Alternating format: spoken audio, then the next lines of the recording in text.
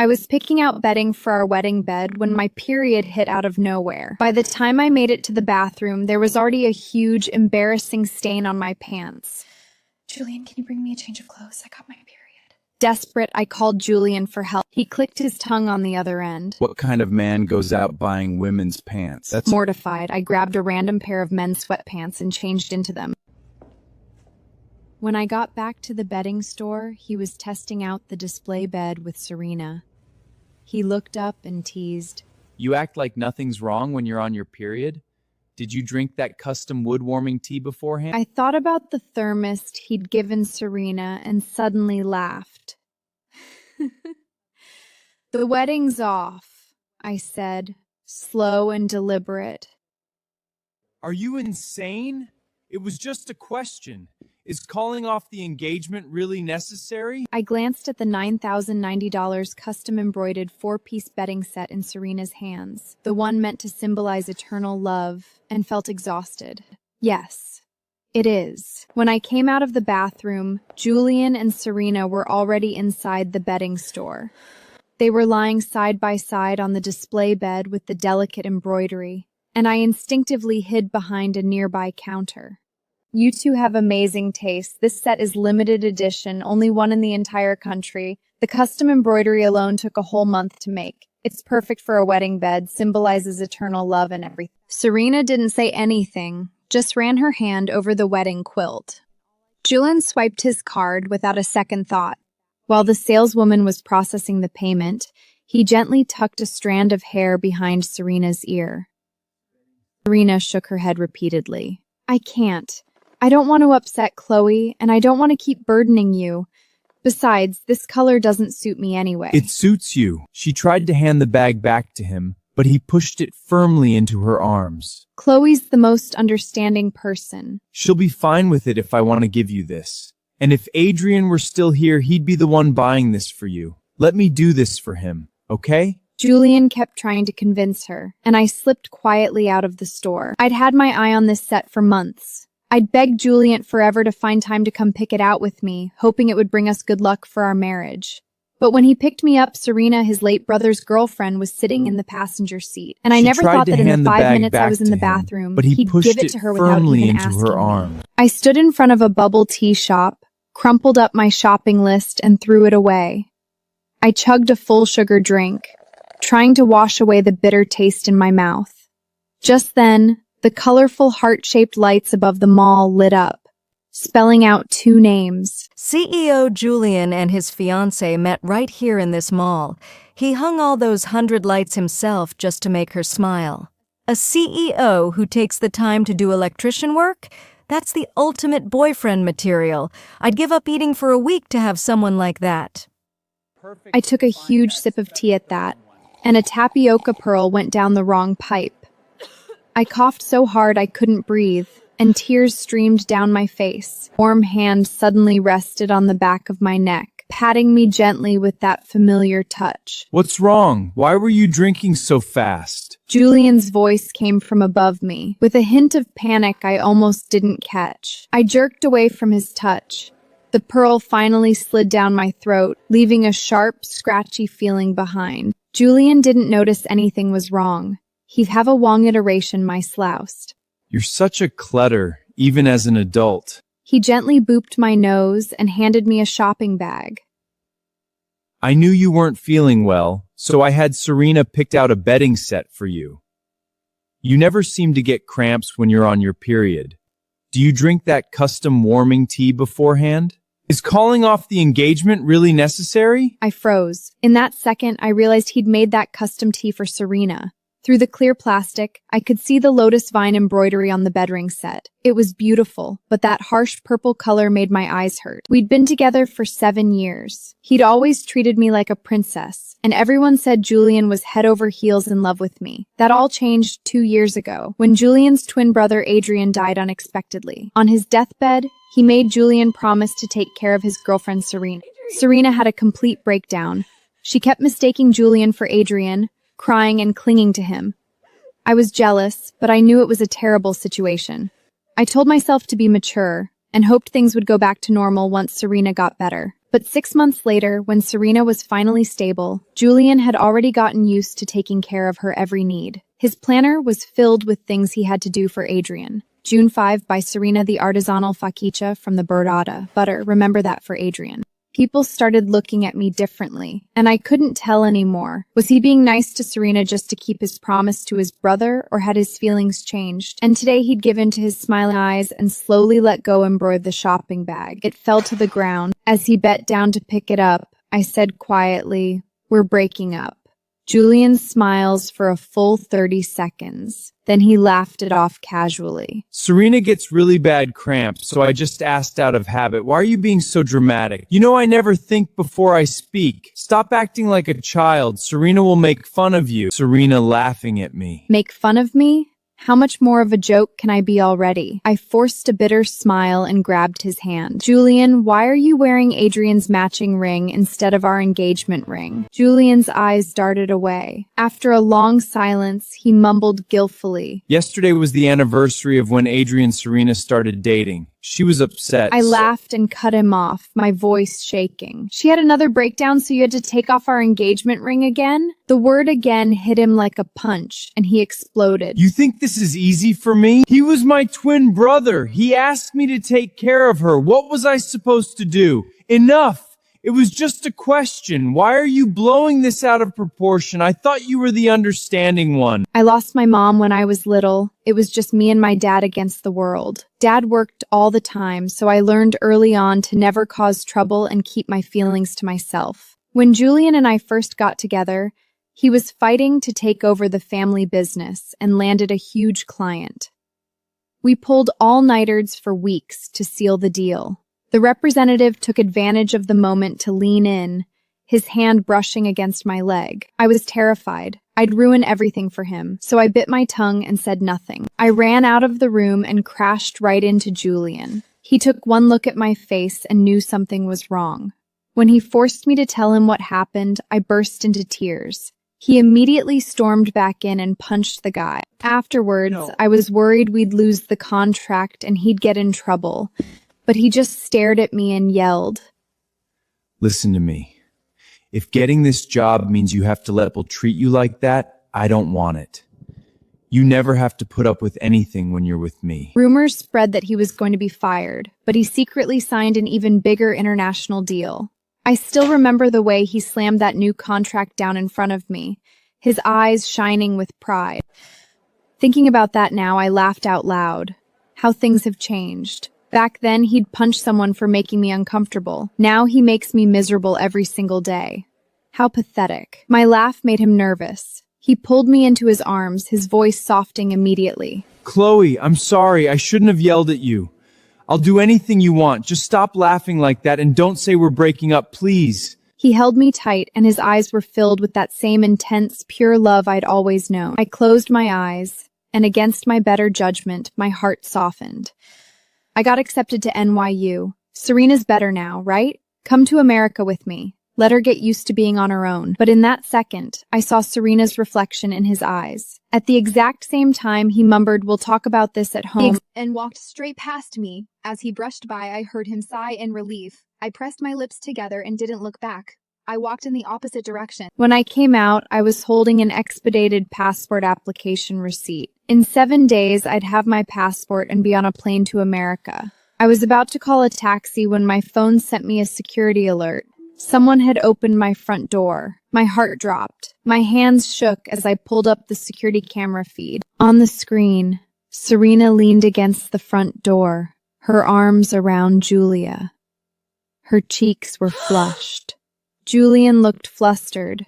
He carried her to the couch, his voice tight. "Serena, you're drunk. Calm down." But Serena paid no heed. She put her arms around his neck and leaned in close, her emotions running high. After a short while, Julian no longer held her back. He drew her nearer gently. "Chloe." I slammed the app shut. My finger brushed against our wedding photo, which was my phone background. We looked so happy in that photo. Now it just made me sick to my stomach.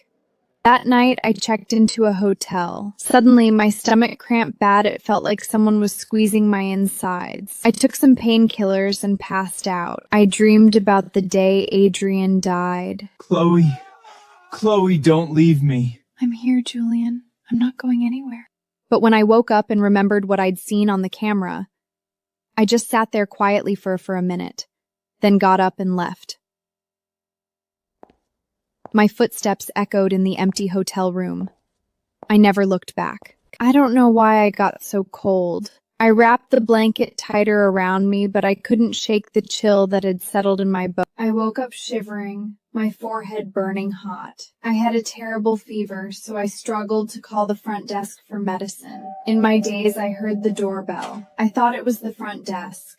But when I opened the door, I smelled that familiar what he was saying. I'm here to take care of you. So his words were muffled, like they were coming through water. Frustrated, I passed out completely. I woke up 2 days later. I recognized the room immediately. I was in Julia's house. You're My awake? brain was still foggy. I heard footsteps behind me, and then he pressed his forehead to check my temperature. Chloe, your fever finally broke. His warm breath hit my nose, and the intimacy made my skin crawl. Him kissing Serena flashed through my mind. My stomach twisted violently, and I felt like I was going to throw up. Julian panicked and tried to pick me up to take me to the doctor, but the second his hand touched my back, I threw up even harder. His hand froze midair. He looked nervous, and for some reason he called Serena on video chat, like he needed to prove he wasn't doing anything wrong. Serena, Chloe's throwing up really bad. What should I do? Oh no, that's terrible. You're so clumsy with me. I can't believe you're even worse at taking care of your own fiancé. Serena's voice came through the speaker. The camera shook, and then she looked at me gently. The images and sounds emanating from the phone screen shoved almost right against my noses, made me completely oblivious of the vomit stains on my collar.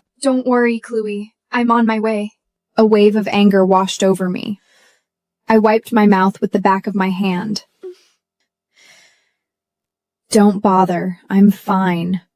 Suddenly, there was a crash on the video. Serena said quickly, "It's nothing," and hung up. But Julian was already distracted. He brought me a bowl of porridge, then made an excuse about work and left in a hurry. I stared at the porridge for a long time, then finally picked up the spoon and ate it slowly. The rice was he'd even added a little salt to make it taste better, probably worried I wouldn't have an appetite. In 7 years together, this was the first time Julia had ever cooked for me, and it would be the last. I never would have guessed that the guy who never cooked at home had gotten so good at it. After I washed the bowl, I packed my things quietly. Everything that reminded me of Julian and our life together, I piled up in the corner of the balcony to burn. 2 hours later, I sat on the floor and watched as all our memories went up in flames. Finally, all that remained was the wedding invitation bearing our names. But that corner of ink, too, quickly vanished into the firelight until absolutely nothing was left. I smiled bitterly. Who knew 7 years of love could disappear in just a few minutes? At least I only had 4 more days until I could leave and start chasing my dreams. That night, I called the hotel to cancel our wedding reception. Julian texted me like usual, saying he wouldn't be home. I texted back, okay, and surprisingly, he called me. "I'm sorry, I really can't leave right now. I promise I'll be home at 8 tomorrow with breakfast. Then we'll go see your dad and visit your mom." I was too busy canceling all the wedding plans into care. "Chloe!" I rubbed my temples and sighed. Fine. He'd knelt at my mom's grave and promised to take care of me ever. Tomorrow, I'd tell him it was over right there, in front of both my parents. At least that way, our relationship would have a proper ending. The next morning at 7, I was packed and ready, sitting on the couch waiting. The clock struck 8, but the front door never opened. He didn't call until my dad was already texting me, asking where we were. "Something came up last minute. Take a taxi to your dad's. I'll meet you there." Okay. I nodded. This would actually be better. We could say goodbye properly. But Julian never showed up. Not even when the incense had burned all the way down. My eyes filled with tears. It felt like there was a heavy stone on my chest, making it hard to breathe. "Sweetheart, if you're not happy, come home. I can take care of you. I'll always be here for you." As we were walking down the mountain, Julian finally showed up, with Serena. Serena got out of the car with red eyes and apologized to me and my dad. I'm so sorry, Chloe, Uncle. I missed Adrian so much last night that I made Julian drive me to City C overnight. We thought we'd make it back on time, but we got stuck in a police checkpoint traffic jam. It was totally expected. If you're mad, yell at me, not Julian. I didn't mean to. Before I could say anything, she grabbed my wrist and pulled my hand towards her face. Then she covered her cheek and looked like she'd been slapped. I was completely confused. I was about to ask if she was okay when Julian shoved me hard. My back hit the street lamp, and it hurt. What the hell is wrong with you? His eyes were blazing.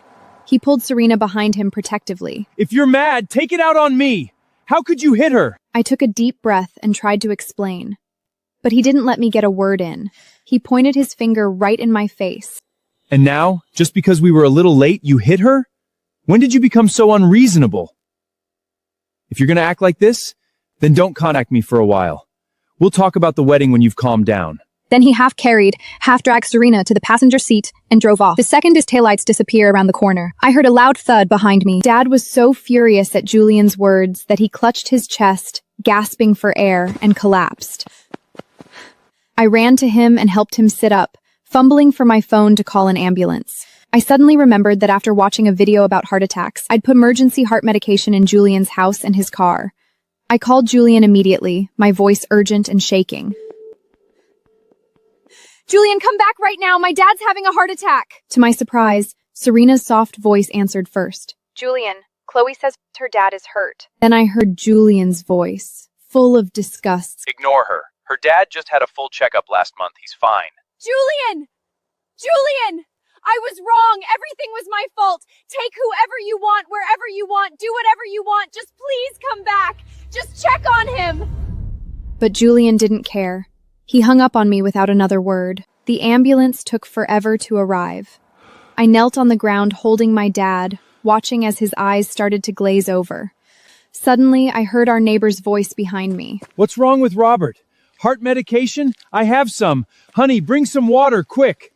After a chaotic few minutes, the neighbor managed to give Dad the medication, and he pulled through. 3 days later, Dad was stable and just needed rest.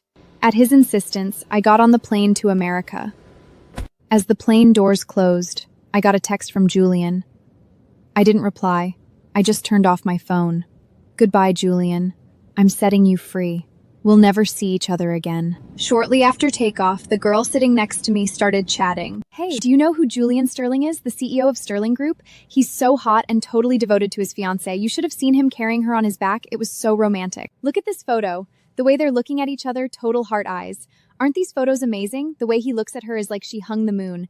And this one where he's carrying her, total boyfriend material. I looked at all the photos she'd taken, and all I felt was bitter irony. How stupid was I to not see how obvious it was that he was in love with her? If I'd seen it sooner, my dad never would have had that heart attack. Loving you hurt so bad, Julian. But no matter how much it hurts, I'm cutting you out of my life for good. When he got the phone as turned off message, he was confused and called again. It had been my birthday yesterday, but he'd forgotten and taken Serena to an amusement park instead. He'd thought his text would give me an excuse to make up, and he'd buy me a late birthday present to smooth things over. He'd even already picked out what present to get me. He never thought I'd just disappear. His temples started throbbing. He reached for a mint like he always did, but there was nothing there.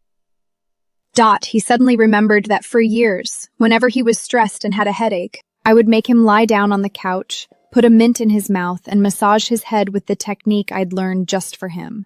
He realized then that I hadn't been to his office in a very long time. He lit cigarette after cigarette, frustrated. Then his eyes fell on the photo frame on his desk, and he froze. It used to be a photo of just him and me, but now, somehow, Serena was in it too. For the first time, he noticed how sad I looked in that photo. Julian exhaled a cloud of smoke. He'd been carrying Serena to the car, and she'd clung to his shirt, whispering, "Adrian, please don't leave me." Julian's heart had softened, and he'd held her tighter. I'm not going anywhere. I promise, I'm not going anywhere. But Serena hadn't stopped there. She'd pressed herself against his shoulder and asked, "Then don't marry Chloe. Marry me instead." Julian had stopped dead in his tracks, his mind going completely blank. Serena looked up at him, her eyes filled with tears. If you're going to pity me, then pity me all the way. Please, Serena continued. Don't be Julian 1 minute and Adrian the next. I can't take it anymore, please. Julian's eyes were dark. He didn't say anything, just carried her to the taxi stand, hailed a cab, and helped her in. Don't overthink this. Go home and get some rest. I have work to do, so I won't ride with you. Then he walked away quickly, like he was running away, and didn't even close the taxi door properly. In the taxi, Serena watched his retreating figure in the rearview mirror and cried her heart out. The cigarette burned his finger, snapping him back to reality. A look of confusion crossed his face. He didn't know what was wrong with him lately. He'd only ever wanted to take care of Serena for Adrian.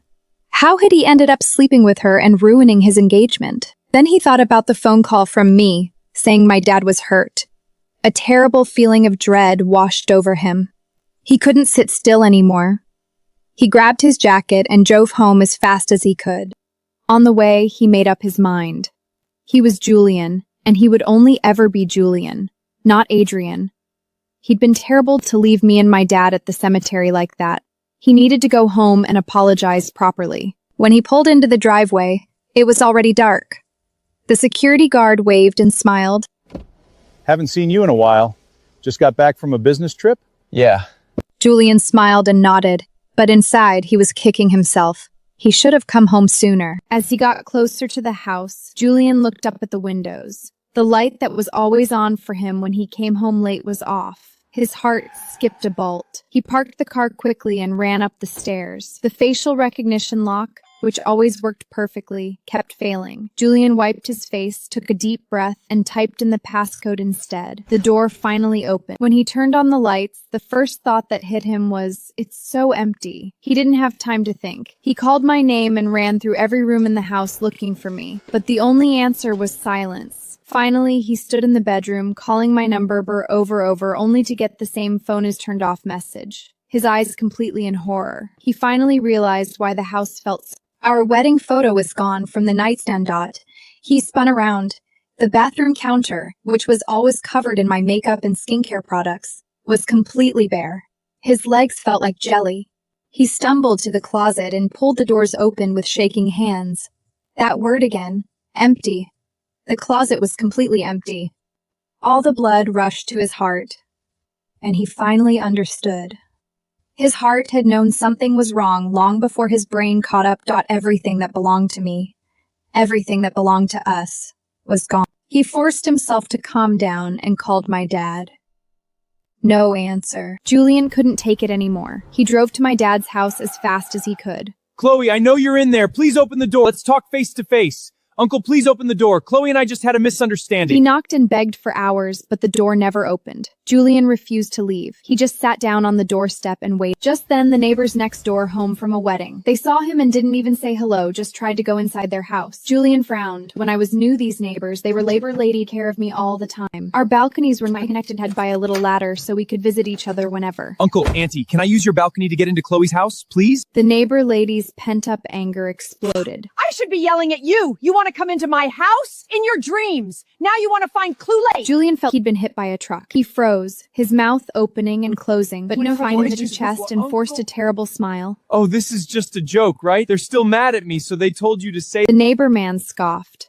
A joke? I wish it was a joke. Robert almost died on the anniversary of his wife's death. He's still in the hospital. We all know where you were, with your brother's girlfriend. You can't have both, you selfish bastard. Then he shoved Julian hard and slammed the door in his face. Julian's legs gave out, and he slid down the wall to the ground.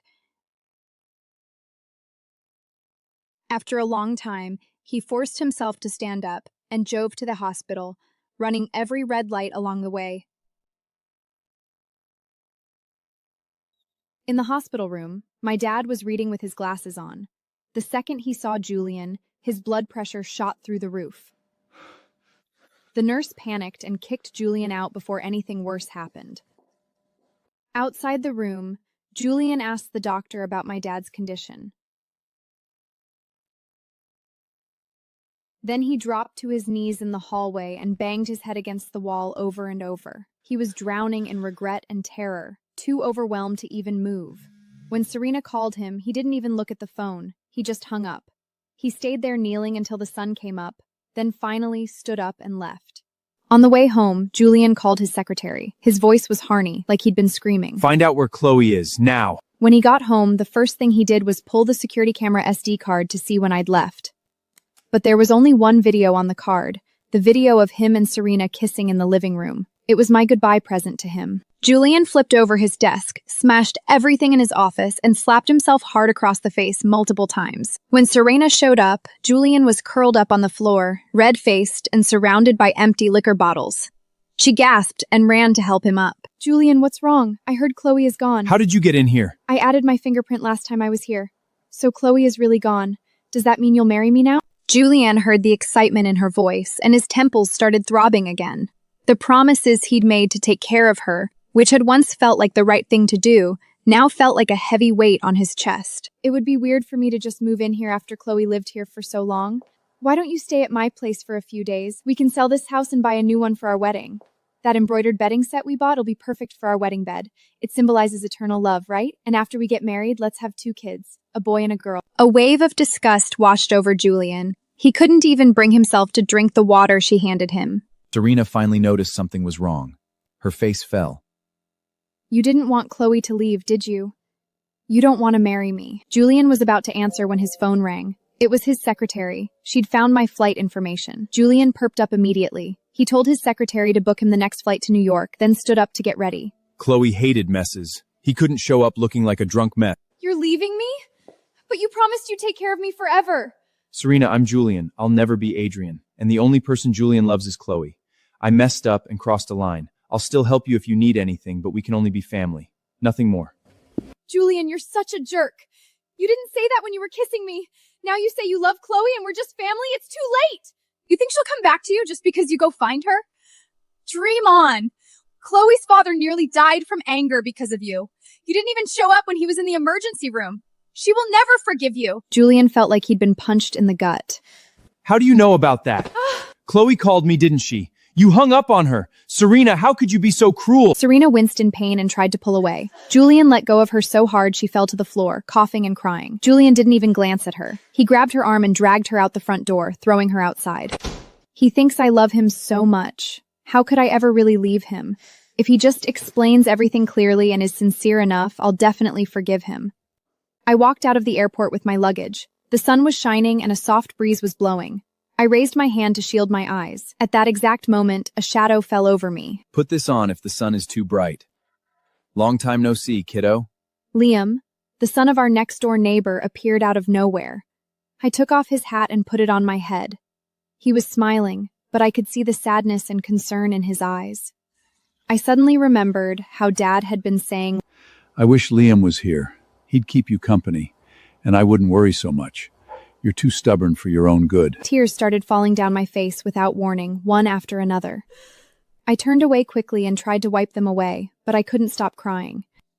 Liam pulled me into a tight hug, and I felt him sigh in relief. There we go. Just let it all out. Mom was saying to me yesterday that you haven't cried once since everything went down.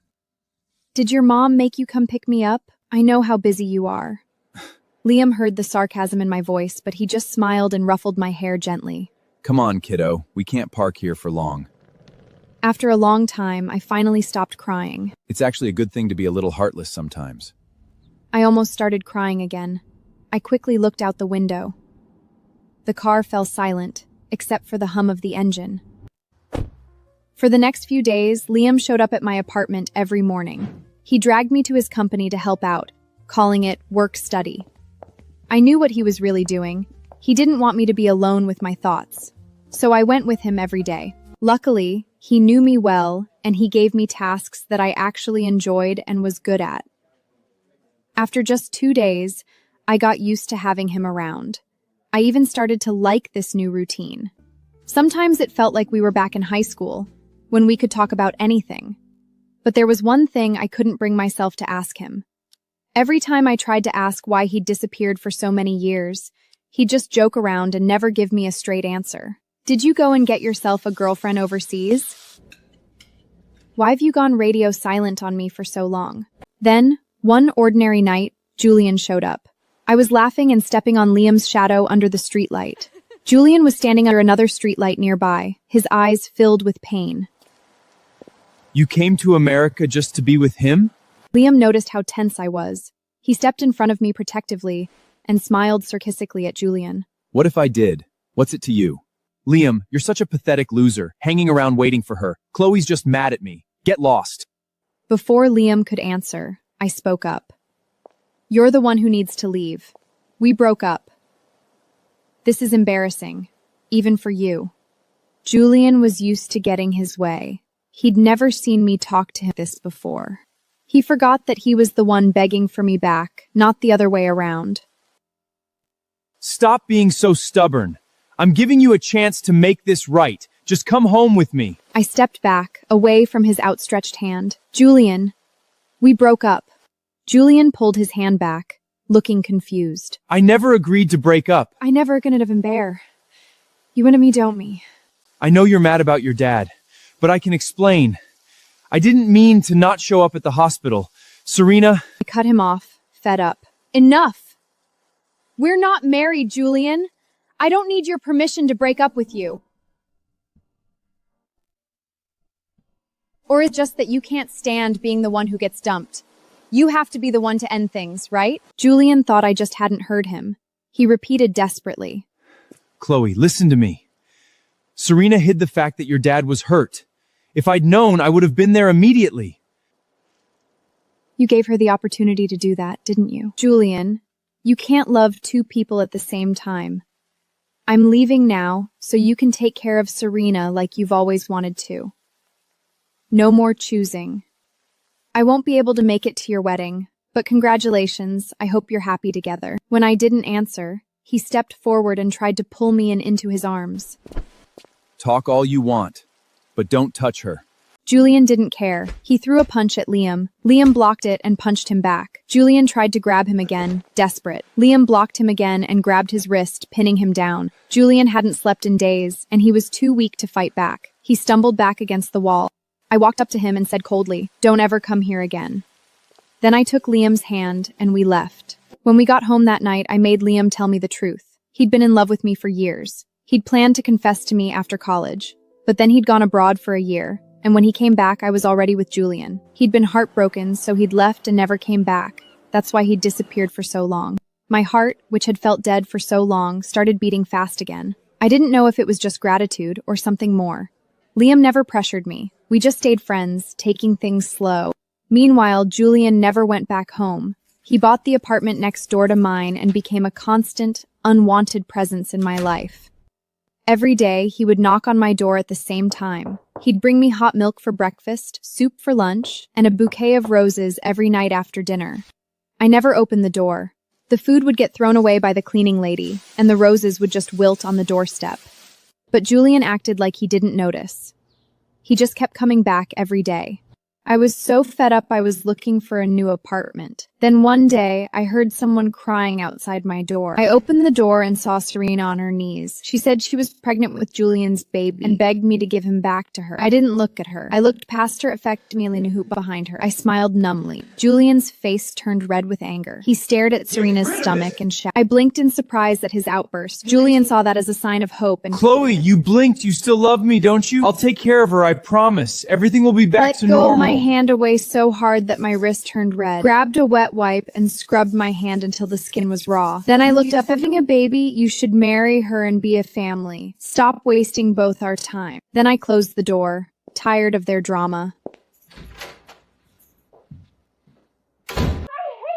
You're crazy! The door blocked out Serena's sobs, but I could still hear them yelling at each other outside. Her screams and his shouts mixed together into a terrible mess. I calmly called the police, then turned on the TV and watched my show, ignoring the chaos outside. 3 days later, Liam told me what had happened. Serena had snapped when Julian told her to get an abortion, and she had started hitting and biting him. Julian had pushed her away in self-defense, and she had lost the baby. The accident had damaged her uterus, and she would never be able to have children. Serena's family came to Julian and gave him 2 choices: marry Serena or go to jail for assault. He chose jail. He was sentenced to 3 years in prison. That afternoon, as I was leaving my apartment, a courier handed me an envelope. He said it was from Julian, passed along through several people. Inside the envelope was a single piece of paper. The writing was smudged, like it had gotten wet. Chloe, I'm going to pay for what I did. When I get out, will you marry me? I twirled the paper between my fingers for a second, then tore it in half easily. The pieces fell into the trash can, like they'd never existed. I grabbed my bag and went downstairs. Liam was waiting for me to go to the library. 3 years later, Liam and I brought our 1-year-old twins back to Australia to visit my mom's grave. Next to her grave, we saw 2 new headstones, Julian's and Serena's. Dad sighed and told me what had happened after we left. Julian had been a model prisoner, trying to get early release. Then Serena somehow got a video of my wedding to Liam, and she brought it to the prison when she visited Julian. Julian had a complete breakdown when he saw it. He went crazy and started fighting with the other inmates, including a man who was serving a life sentence for murder. That night, the man killed him. When Serena found out Julian was dead, she left a suicide note, saying she wanted to be buried with him. Then she killed herself. Dad didn't finish the sentence. He just patted my back gently. I held my baby daughter close and kissed her soft cheek. I didn't feel sad or even sorry. It was like hearing a story about strangers. After that, I talked to Dad about moving Mom's grave to a new place, far away from there. We planted sunflowers all around it, her favorite flower. The day we moved her grave was beautiful. The sky was blue and the clouds looked like cotton.